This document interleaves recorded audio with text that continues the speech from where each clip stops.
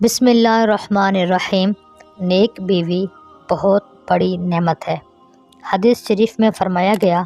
کہ دنیا کے متاع میں سے نیک بیوی بہترین متاع ہے۔ ایک صاحب فرماتے ہیں، میں اپنے بستر پر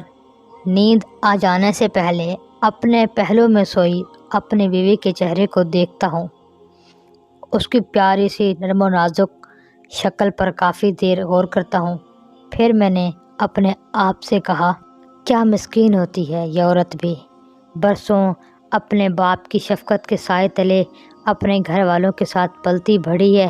اور اب کہاں نکاح کے بعد ایک ناواقف شخص کے ساتھ گھر میں ہے، اور اس ناواقف شخص کے لیے اس نے اپنے گھر بار، ماں باپ کو چھوڑا، والدین کا لاڈ و پیار اور ناز نخرہ چھوڑا،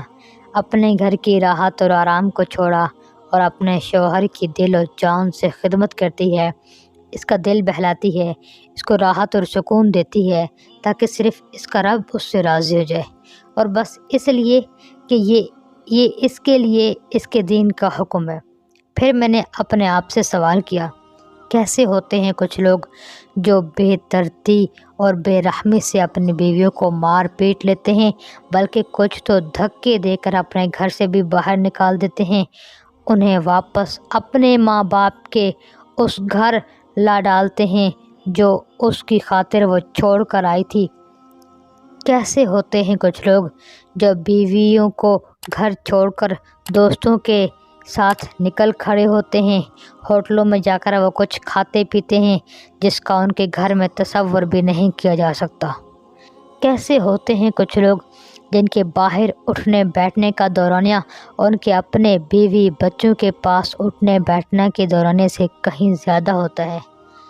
کیسے ہوتے ہیں کچھ لوگ جو اپنے گھر کو اپنی بیوی کے لیے جیل بنا کر رکھ دیتے ہیں، نہ انہیں کبھی باہر لے جاتے ہیں اور نہ ہی کبھی ان کے لیے ان کے پاس بیٹھ کر ان سے دل کا حال سنتے ہیں۔ کیسے ہوتے ہیں کچھ لوگ جو اپنی بیوی کو ایسی حالت میں سلا دیتے ہیں کہ اس کے دل میں کسی چیز کی خلش اور چبھن تھی، اس کی آنکھوں میں آنسو تھے، اور اس کا گلا کسی قہر سے دبا جا رہا تھا۔ کیسے ہوتے ہیں کچھ لوگ جو اپنی راحت اور اپنی بہتر زندگی کے لیے گھر چھوڑ کر باہر نکل کھڑے ہوتے ہیں، پیچھے مڑ کر اپنی بیوی اور بچوں کی خبر بھی نہیں لیتے، اور ان پر ان کے باہر رہنے کے عرصے میں کیا گزرتی ہے۔